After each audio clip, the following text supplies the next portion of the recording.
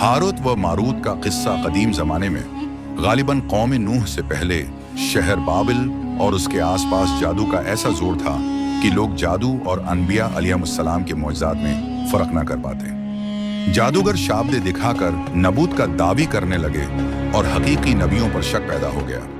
उस पर फितन दौर में अल्लाह ताली ने अपनी हिकमत से दो फरिश्तों हारूत और मारूत को बाबिल भेजा ताकि वो जादू की हकीकत खोलकर बयान करें और लोगों को मौजज़ा और जादू के फ़र्क से आगाह करें। ये फरिश्ते किसी को जादू सिखाने से पहले वाज़ेह तौर पर कह देते, हम आजमाइश के लिए भेजे गए हैं, कुफ्र अख्तियार न करना। मकसद ये था कि लोग हकीकत जानकर इस बुरे अमल से बचें। मगर इस दौर के बहुत से लोग समझदारी के बजाय नाआकिबत अंदेशी का शिकार हुए और उन्होंने उनसे ऐसे जंतर मंत्र सीखे जिनसे मियां बीवी में जदाई डाली जाती थी। कुरान मजीद में सूरह अल-बक़रा 102 बयान हुआ कि ये नुकसान भी अल्लाह के इज़्न के बगैर मुमकिन न था, और जो लोग जादू अख्तियार करते हैं वो जानते हैं कि उनका आखिरत में कोई हिस्सा नहीं। जादू अगरचा एक पोशीदा सबब की तरह असर रखता है, मगर चूंकि उसमें शयातीन और जनात से शर्किया मदद ली जाती है, इसलिए ये कुफ्र के ज़ुमरे में आता है।